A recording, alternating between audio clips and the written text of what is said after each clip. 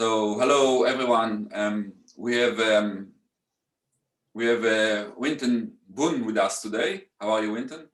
Hi, good, thank you. How are you, Shemi? Thanks for having me today. Yeah, thank you. And welcome for um, coming here. I don't know what I'm saying. Welcome to. That's okay. That's okay. yeah. Yeah. So we have Winston here, and this interview is about sharing with the world and especially with our community a living example of what an awesome member of our community is. Witten was there, I think, from really the early days, and really been very active in the group, welcoming people, joining our events, posting opportunities in the group, really being a champion of the group. So I got to know Winton in our events, and I discovered an amazing guy behind the name. So I asked him to be interviewed, and he said yes. So thank you very much for coming today. Oh, no worries. We managed to find the time to do it. Finally, I know. This is like 2 months Yeah. ago we talked about it. Yeah, cool. So maybe we start with you introducing yourself. Okay, cool. So I'm Winston. I'm currently in my fourth year of civil engineering. I'm a civil construction engineering student at QUT. Currently working part-time at a engineering consultancy firm. So at least I'm, staying active professionally before I actually become an actual engineer. Mm, So that's pretty much my introduction. yeah, okay. Um, that's good. Can you tell us a bit more about your background, where you're coming from, things like that? You're in Brisbane? Right, okay. Yeah. Yeah, okay. I can start from the beginning. Well, I guess it's a funny story, becoming an engineer or actually studying engineering. Originally, I wanted to become an architect. I remember in year eight, I actually asked my parents, "Oh, hey, I want to become an architect when I Yeah. grow up." And then they're like, "Oh, no, because job prospects are low." No offense to any architects. Um, and we actually had a worker who used to be an architect, but he didn't get a job. So they were like, "Oh, why don't you do engineering?" So from then, I sort of like inspired myself to do engineering. And throughout my high school days and primary school days, I actually worked at my parents' shop. They had a newsagent and post office up at Newstead. So pretty much there was where I learned my people skills. Mm. I knew how to talk to customers there. I guess I used that to help me get the opportunities that I've had since like my first few years of uni till now. Um, and I guess what else I can talk about would be maybe, yeah, I think in 2018 or 19, I struggled to find work actually. I applied everywhere. I was sort of like I didn't have the motivation to sort of like continue to do anything. And then I guess that was when my mum she recommended me to actually reach out and actually step out of my comfort zone. So I took the semester off and went to my hometown in Malaysia, Mm. and I did an internship there with an environmental consultancy Yeah. in Malaysia. So this is the east side of Malaysia. Spent I think 4 5 months traveling, eating. It was such a great experience. And then fast forward to I think a year or two back, came back to Australia, felt more motivated. And a lot of people ask me like, "Oh, do you want to go back to Malaysia to work?" I'm like, "Ah, it's only for work experience and also for food and family." Yeah, and that's when I started to become more active in more things. For example, Engineers Australia. I started getting to more events such as the mentorship program that they offered. So I applied for that, got in, Mm. and to my surprise, one of the professional engineers who happens to be my mentor now used to work alongside the company I worked for in Malaysia. Yeah. So in a sense, it's sort of like I wouldn't say a extremely small industry, but the people um, will eventually have a connection to what you previously had before. Mm, So yeah, that's when things hit it up. That's when things hit off. mm, Um, I got work experience elsewhere, and then eventually that landed me the job that I have now. yeah, So yeah, I guess that's pretty much my background yeah, cool. um, Mm. in a few words. Yeah, that's awesome. Thank you for sharing. So you touched on a few things, and part of what we do at the Professional Engineers Roundtable is we build a community and build connections, and and we try to get out of the computer screens into actually getting together and getting to know one another. And this is how I got to know you much better. Mm. Actually, putting a voice to the name, a voice to the face. um, and you just touched on a few things that connections in your past actually brought you to where you are now. Yes. And it goes back to, and that's really one of the things I really appreciate with you is your um, people skills. There's very, very few engineers that actually have. Um, I'll go a bit.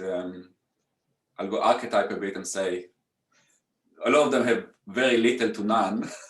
Yeah. um, and very few have well developed like yours that you learn in the news agent, in the store. So Mm.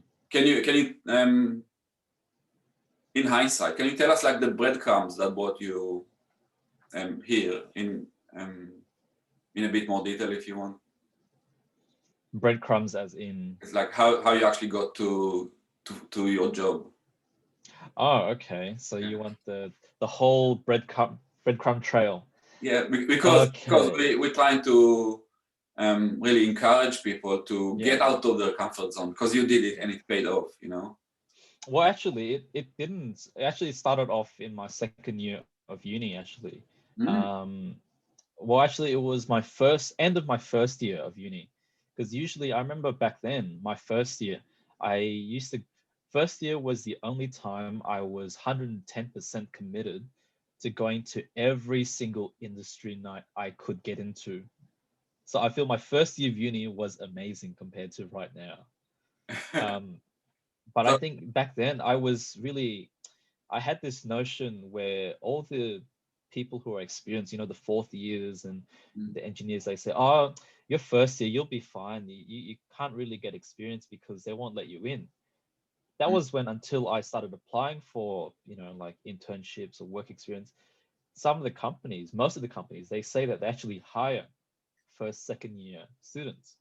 oh, It's amazing. So I feel like as a first year, once you get your first marks, second year, you just start applying straight away. But yeah, so end of first year, I applied for Engineers Without Borders mm, Design Summit. So I yeah, applied for the Cambodia Design Summit and I got in. mm, So I think it was during my break before second year, I went to Cambodia oh, for, I forgot how long, like 4 weeks, mm, 4 weeks. I think it was 4 weeks. It was a really good time.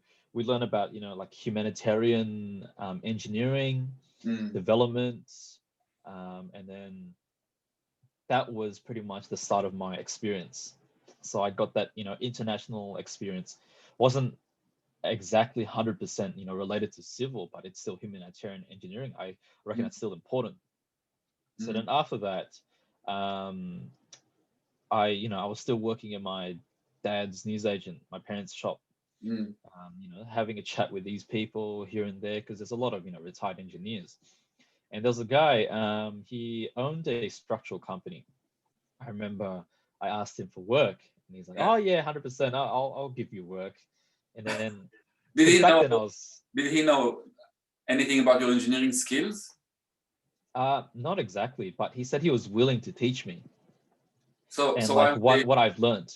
why would he give you a job if he doesn't know you? He was one of those regular customers where like they'd help you out because I think that's people skills come into action then. It's Mm, when you start talking to them, like a lot of people once they hear about your story, they tend to want to help. It depends on like the people you talk to. mm, So I was a bit young and naive. I kept listening to that, yeah. and eventually 6 months later, he said, "No, I'm sorry. Like my business is quiet." Yeah. And then But he gave you. Can we stop and talk about that for a second? yeah. So he actually gave you a chance. He gave you. Well, verbally, he gave me a chance. Oh. Verbally, he actually didn't give me the chance because Oh. his business was quiet. Okay. So that's when, like, I kept chatting with him. It's like, yeah. And because it was coming to Christmas, so I understand that people want to get the jobs done, finish up before Chrissy. And Yeah. then coming to the new year, people Mm. start working like, January, February. And then that's when, February, March, he was like, yeah, I'm sorry, I can't give you work. Work's been quiet. Yeah. So I didn't get anything. Yeah. But So it's my fault. his attitude was, I know you. Yeah. I know you're a good kid. I'll give you an opportunity and I'll teach you the technical side of it. Yes. So the attitude was great. Mm. I think it was because, I was too naive. I stuck to that thought of, oh, look, I'm getting work experience ahead of all my other peers. So Mm. competitiveness was in my head. Yeah. But thing is, that was when I was, naive. Mm. I thought, okay, look, I'll trust in this and trust in this only. You had And no that backup was plan. the wrong move. That was the wrong move, really. Yeah. So you had no backup plan. No backup plan because I was only in my, I don't know, second year or Yeah. third year. I forgot when it was, second year. That's okay. I thought that was great already. Yeah. Can And we then just rewind for a second for your yeah, first year? But you had the attitude of, I'm gonna go to all the events I can go to. yes. What was behind it? Oh well, because like, first years, as a first year, you're very fresh into the perspective of, engineering and the world of engineering, and all these events welcoming. It's Mm. not just about the freebies, and Mm. it's not just about the pub crawls, because I don't really drink, but Yeah. like Mm. here and there, you get to meet new people. You get to meet, I think it's all about having, friends as well. Mm. Because if you have friends to go with you, it makes the time more enjoyable. Yeah.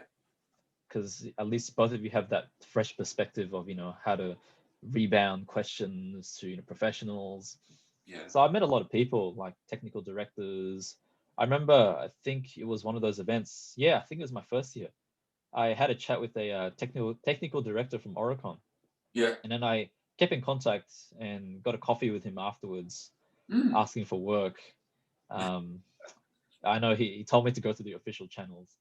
Yeah. So yeah, and then like there's a lot of people you meet along the way that Mm. give you real good, like not just engineering advice, but life experience. Yeah.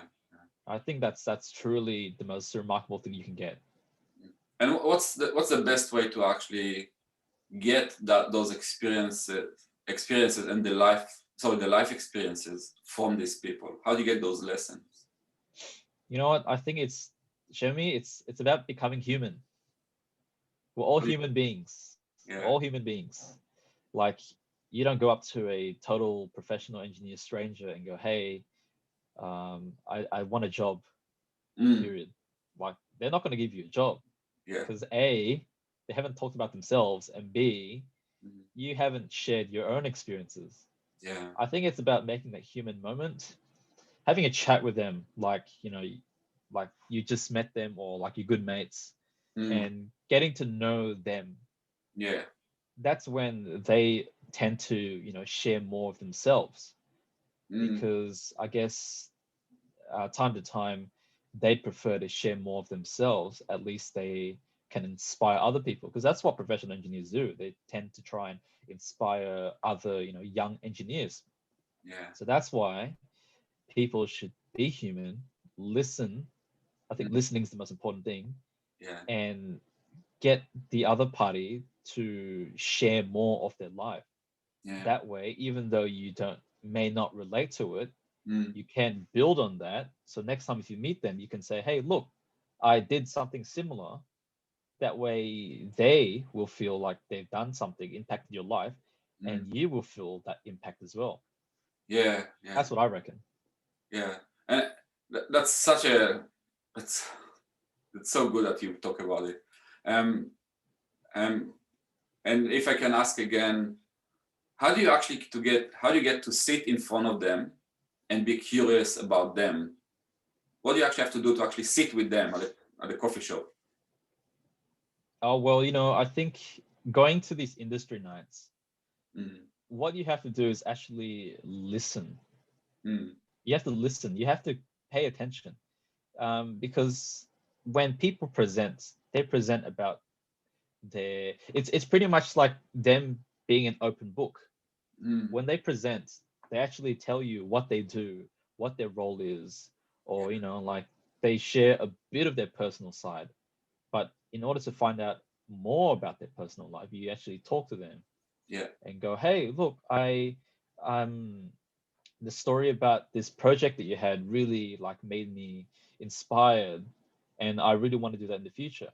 So it's sort of like finding that common interest through Mm, what they've shared. mm, Even if you don't have that common interest, yeah. you at least you can share like, like you found that interesting, and Mm, how that was actually very useful in pushing myself, etc., etc. yeah. So in a sense, you've just got to pay attention and listen, Yeah. because a lot of the people there in industry nights, when the people who present, they're open books, Yeah. and it's sort of like the little hole you see before you open that door. Yeah. Okay. So how do you actually walk through the door? How you like the you meet the person at the industry night? How you make it that you actually meet with them one on one Oh, okay, yep. some other time? So this is the most daunting part. As a first year, it's the most daunting part, because when you go to them, you're worried about several things like, am I saying the right things? Do I know what to say? I'm worried that I don't know how to talk. Yeah. Um, you just got to step out of your comfort zone, take a deep breath, think about what you want to say, Mm, because it's all about the first impression as well. First impressions count. mm, So I guess before you approach anyone, you got to think about your game plan. Your mm, game plan is not just to get work experience. Your game plan is to, foster relationships, create relationships. mm. So I Okay. guess in a sense, what I would do was think about, okay, what I want to say when I get there. Mm, So of course, introduce yourself. Hi, my name's Winston. How are you? I'm a civil blah blah blah, and then they introduce themselves. yeah. Actually, most of the time, you introduce yourself first. Hi, my name is Winston. Nice to meet you. Yeah. And they'll ask you, so what do you do? Or you ask that question if they haven't presented though. Yeah. But normally they would ask you, oh, so what do you do? Oh, I'm a civil construction engineering student. Oh, that's great. That's great. Mm, And then usually they tend to want to hear what you want to say first, yeah. because you're approaching them. Yeah. If they approach you, then that's wow. I Mm. think I've been approached once. It was like after I shared my experience at EWB, Engineers Without Borders. It was one of the, I think, Korea nights or something. I Mm, shared my experience. I'm going to Cambodia, and it was one of the chairpersons in EWB, and it was like, oh, it's really great to hear your experiences. I'm glad that worked out. mm, But what you do is you approach them, introduce yourself, just try and be as human as possible, like you're meeting someone for the mm. first time. As you've mentioned before, it's like speed dating, but you're not dating the person. You're trying to introduce yourself to get to know them better. Yeah. Mm, And then what you do is, I remember first year I had business cards. mm, So they had like my name, undergraduate civil engineer, my LinkedIn, and my contact number. mm. Usually I give that at the very end once I get to know them like really well. Yeah. So I have a chat with them for, I don't know, 20 minutes or so, Mm, learning about the jobs that they do. What's your most favorite job? Asking the right questions, like, so what's the most interesting job you've been in, or yeah. what do you think is the most trickiest situation you've been in Yeah. an engineering perspective? Mm, That's when they actually start thinking about these questions, going, okay, so this undergraduate actually is interested in what I have to offer.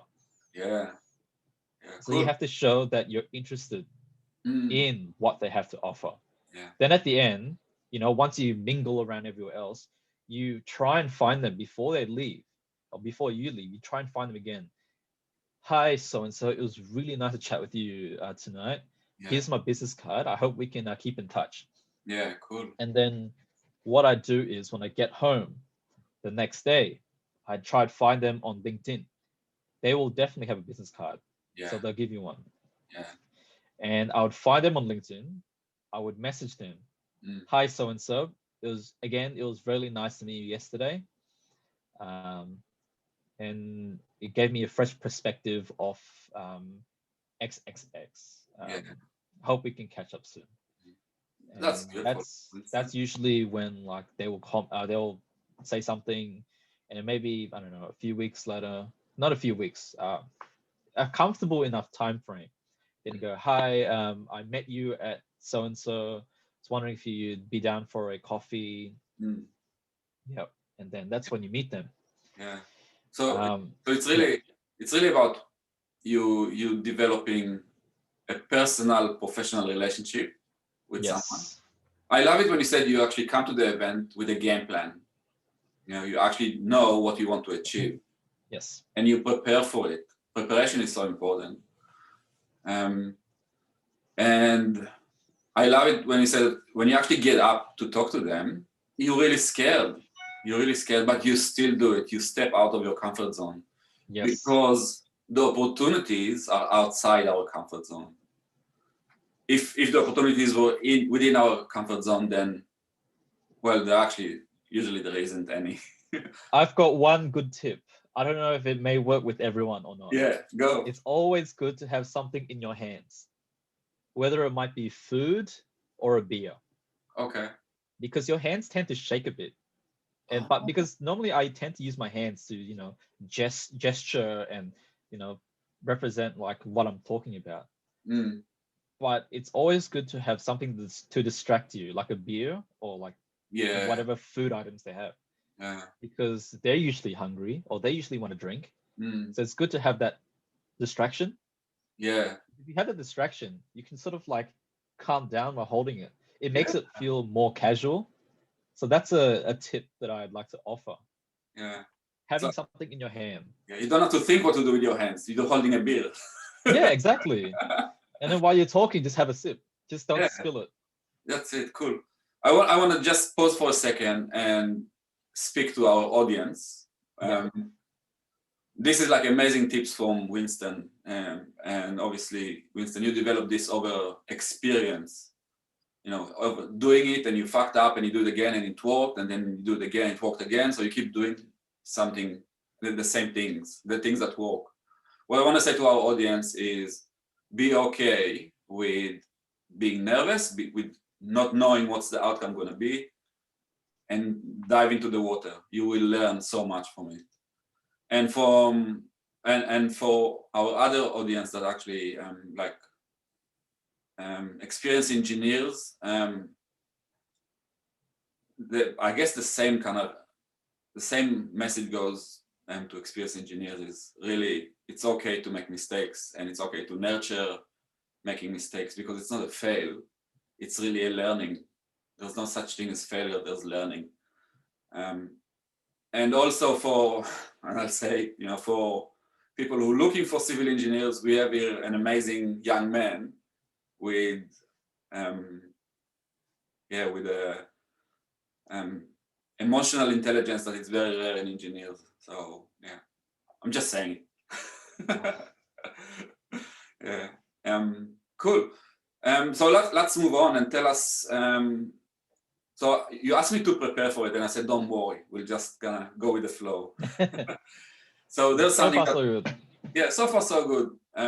But I want to challenge you a bit. Is that okay? Okay, let's do it. Let's do it. Okay. So I would like to ask you, what's the things you actually value as a human being? Yeah, you understand the question? Straight up, I'm gonna tell you, I value family. Yeah. Okay. Family. That is the most, for me, one of my top values, Mm, because family has shaped me to become who I really am. Without family, they wouldn't have pushed me to become an engineer. mm, Without family, they wouldn't have pushed me to step out of my boundaries, step out of my comfort zone. Yeah. That's one of my top values. Yeah. That's awesome. That's really good. What other Straight values? up. Yeah, that's really good. What other values you have? I guess, sustainability is one. I remember chatting with you and the others at the catch up night Mm. about sustainability.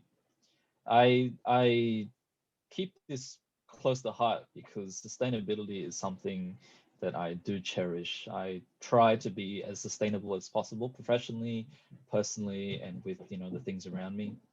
So I guess personally, sustainability. Sorry, it's my Uh, sister. Yep.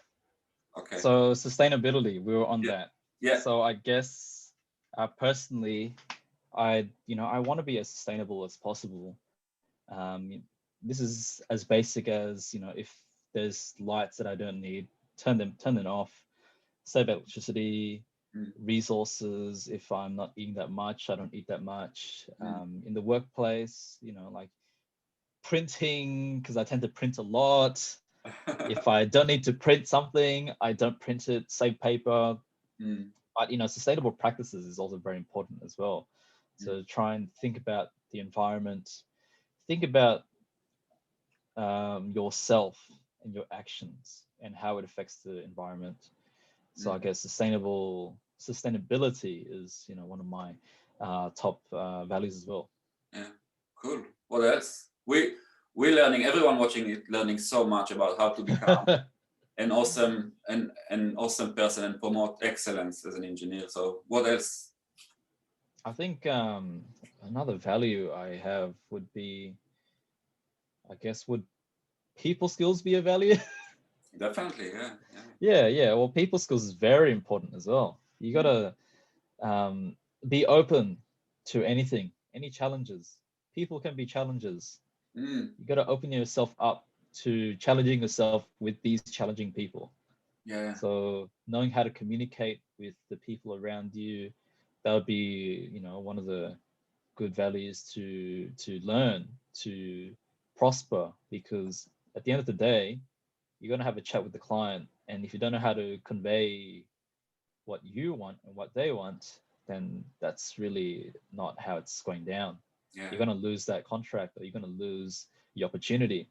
Mm. So learning about your people skills and improving them will definitely help you. Mm. Yeah. And you learned it as a child behind the counter at a newsagent. Mm, yeah, It's pretty like much. it's something you can't learn. It you can learn it from a book, but you have to implement those learnings, and you learned it on the ground. It's like this movie. I forgot what it was. It's one with um Robin Williams. It's the movie about how he wants to become a doctor, and there's a scene where he's in a court and they're saying he's practicing Without a license. practicing medicine without a license, Yeah. and Yeah. he's saying like how is caring for someone um not right or something. Yeah. And then he said, talk to strangers, talk to people. Mm. And I think that's very true. You got to start talking to people. For example, if you buy a coffee, make small talk. Hi, how are you? How's your day going? And if you look around, that's what I usually try and do. If like I go to Uniqlo and buy some socks, it's very busy or busy day today, and they'll be Yeah. like, oh yeah, I know, right?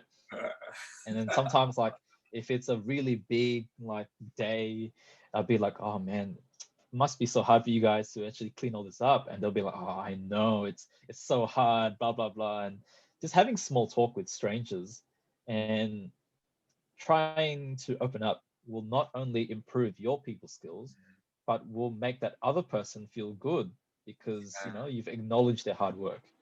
Yeah. You So acknowledge them. whatever benefits you can benefit other people as well. Yeah. When you say hi to someone, you acknowledge them as a human being, not just as thin air. It's like I can see you. Exactly. Yeah. Yeah. So yeah, that's so cool. I was laughing because my kids keep telling me, you just say hi to everyone. You just say hi to everyone. Stop it. Because they're teenagers, they just embarrassed about everything. Yep. But I guess that's what I'm kind of teaching them, that it's okay to talk to strangers and say hi. Of course. Oh, depending on the right strangers that you talk to. Yeah, yeah, of course. Of course. Yeah. No one offered me lollies. Yep.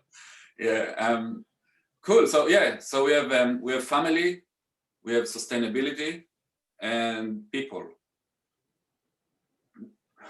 This is these values makes you, an awesome engineer. Yeah.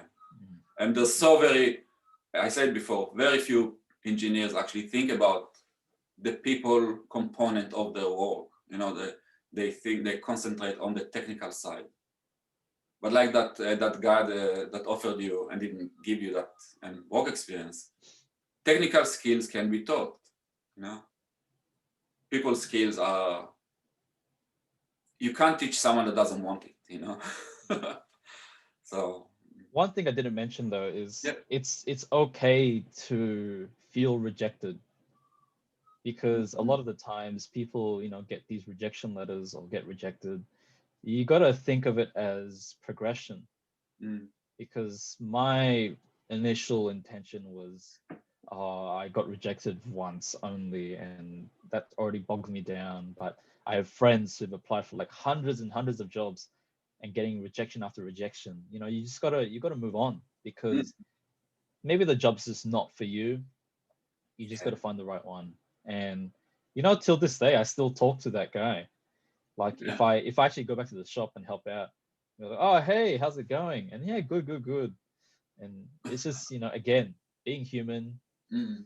learn to let go. Yeah. Because I think it's the ego that stops us from letting go of these Mm. things. Words of wisdom, Winston. Ah, It's so uh, true. It's so true. Leave your ego at the door, and that's a leadership trait. That's a leadership 100%. attribute. You have to. In leadership, we talk about stand on the shoulders of the giants before us. So being a giant, that means someone sitting on you and reach higher, standing on you and reaching higher than you, and that's okay. You actually want that person to achieve things that you could never achieve. It's like parents. You want your kids to have much better life than you did. That's leadership. Yes. So I absolutely agree with you. Yeah, that's really cool. Cool. What else? What other values you live by? Other values, hey. Yeah. I mean, there's a lot to go through. So we've got the people, Mm. got sustainability, we've got family, and then just trying to remember the things that I usually write on my cover letters.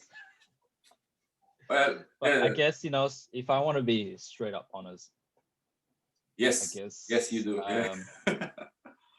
values, oh my gosh, it would be, I guess people would be fostering relationships. Mm. But fostering relationships, I'll put that in as one of my values as well, because fostering relationships can be, making affinities with, professionals and your peers and anyone you meet along the way.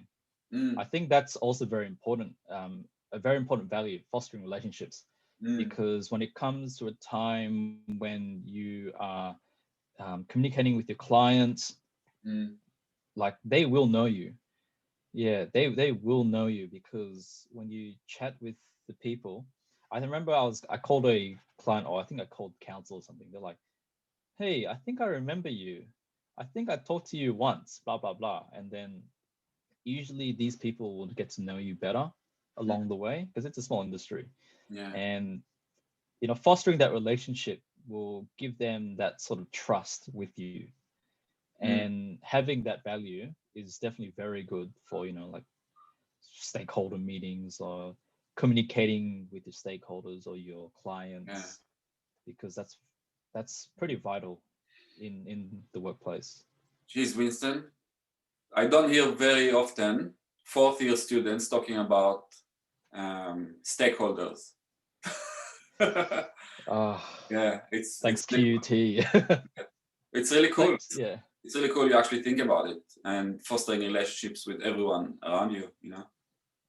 I definitely, in our interactions, I definitely seen that. Like when you come to our events, you you like you looking after people, you making sure people have good I experience. try my best. Yeah, you I'm try not your best. perfect, but I try my best. Yeah, that's really cool, and definitely seen that in action. Yeah, that's my point. Mm. But actually, one thing I wanted to point out Yeah. is if there's a lot of people, a lot of engineers, undergraduate, professional engineers, maybe they may not have specific values. Mm. Before I started getting more active, Mm. what I tried to do to pretty much concrete my values Mm. was to look at the companies I wanted to work for. You look at their about us, or you look at their values and their motto. Mm. Usually they'll have several values there, and then that's where you see like if you intertwine yourself with those values or not. Mm. So for example, like sustainability, most companies do find that very important, especially when they want to save the planet. Yeah. So if you don't know your values, Mm. look into the companies you want to work for, look into any company, in fact, Mm. and they will have all these values stated out. And that's when you can try and see how you fit in with those values. Mm. Such an important message. Yeah, it's so important. Mm, I tell you from experience, when you work for a company that you don't have values alignment with, it's not fun. It's just not fun to work with them, for definitely. them. Yeah, it's not fun to come to the office in the morning. But it's different when you actually have values alignment. Yeah. Yeah. I mean, that's very important because I know there's this specific question that I've been asked plenty of times is, would you rather be happy in your job but earn less, Mm. or would you be miserable and not happy every day but get a high pay? Yeah. So usually people go, oh yeah, high pay, and then I'll quit the job. Yeah. But you got to think about the small details, like if you're happy, low pay, but you work towards progressing, Mm. eventually you'll make even. And Yeah. it's all about your mentality and being Mm. optimistic. Yeah. Someone told me, or I had in a lecture or something, that in Australia, I think if you earn 75,000 a year, you have comfortable life. You don't need more than 75. You know, but then we always want more and more and more, and that's okay. We want to achieve more things. We want to buy a Mm, house. We want buy nice things, but at what price? Do I take a $200,000 a job, $2,000 a year job, and be miserable and don't want to go to the office, or take, I don't know, 100,000 and be much more fulfilled? exactly. Um, yeah, and even I'll dare to say it, like, stay there for a few years, not just jump ship every 2 years. Yeah. When I came to Australia, it was the mining boom, and people literally jumped. The bums on seat philosophy came to play then. That we need 10 draftees, and they come for 10 weeks and they disappear after that. Oh, They wow. come, they milk the company, they milk the contract, they do overtime, they do whatever, and they go. Is that a good life to live? Maybe, if that's what drives you. Yeah. So really good point you're making, and definitely it's something that I truly believe in. Yeah. Cool. We're almost an hour. Oh my god. So Oh jeez, yeah, that's right. yeah, Oh my gosh. yeah. So let's wrap up with your vision for yourself. Where do you see yourself in let's say 50 years, 20 years, 5 years? Okay, I'm gonna cut it down to 5 years because I do have a 5-year plan. Of course you do. Like Yeah. 50 years is too much for me right now. Honestly, like I don't see myself retiring anytime soon because I'm happy with what I have right now. So in 5 years' time, I remember I do have a goal to become chartered, but there is that thought of holding that responsibility. Am I ready yet? Right now, I don't know because I'm not full time yet. So my plan was to put myself in this 5-year goal. I'll have 2 years to experiment and see how I go with things. And I see myself progressing. And if I do see myself progressing in an exponential manner, then I definitely want to upskill, go back to uni and study my master's and get that extra skill in. And if I do want to become chartered, I have another 3 years to gain that experience.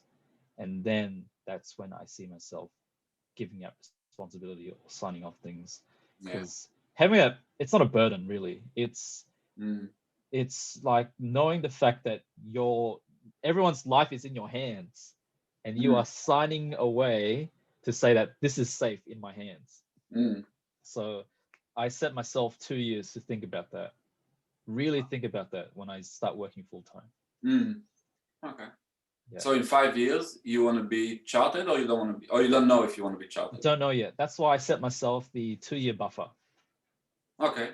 So 2 years to see if I actually really want to do it or not. Okay. Otherwise, I still have my whole life. I still got another, 10 years because, a lot of people, relatives, oh, you're still young. And those experienced retired engineers at my dad's shop, oh, you're still young. Don't worry about it. Especially Gary V on YouTube, Instagram. Oh, F you, you're still young. You still got time. So it's not about like not having time. It's you got to have a game plan. You got to know what you want. It's not before it's too late, but before you look back and go, look, I wish I could have done something better. So we're not perfect. So it's not just I like how you said it. It's about knowing what you want. Yep. So I'll ask you, what do you want in 5 years or 10 years? Oh yeah, I want happy life, happy wife. No, I'm joking. No, of course, like having a life where I'm still passionate about engineering, happy family, and leaving a legacy behind. I think that's very important because you see, like I've got 2 siblings. They're much younger than me. My sister, she still doesn't know what she wants to do because she's still like year 2, year 3. My brother's next year's year 12. You got to leave behind a legacy because when you leave, you still want to see the world growing, the youth growing. So what you do will impact the future. Yeah, cool. That's really good. Leave a legacy. I love that. Yeah. And I really hope this short conversation we had is part of your legacy. You look at it short 1 hour conversation. You look at it in 10 years going, oh my God. And that Winston on that recording had no idea what's coming ahead, and it's, So I think from my perspective, you have lots of potential and really good foundation for successful life, more than just successful career as an engineer, definitely successful life. And I'll tell you, it's been a pleasure to hang out with you and get to know you. Likewise. Likewise. Thank you so much, Shemi. Thank you. Thank you very much. And thank you for sharing this with the world to see you shining. No worries. I expect to see more people at the next Brisbane meetup. Happy to share more. Thank you. And also we have the Zoom meetups happening every month. Cool. Thank you very much. I'll see you. No worries. See you Thank next you time. very much. Thank you. See you later.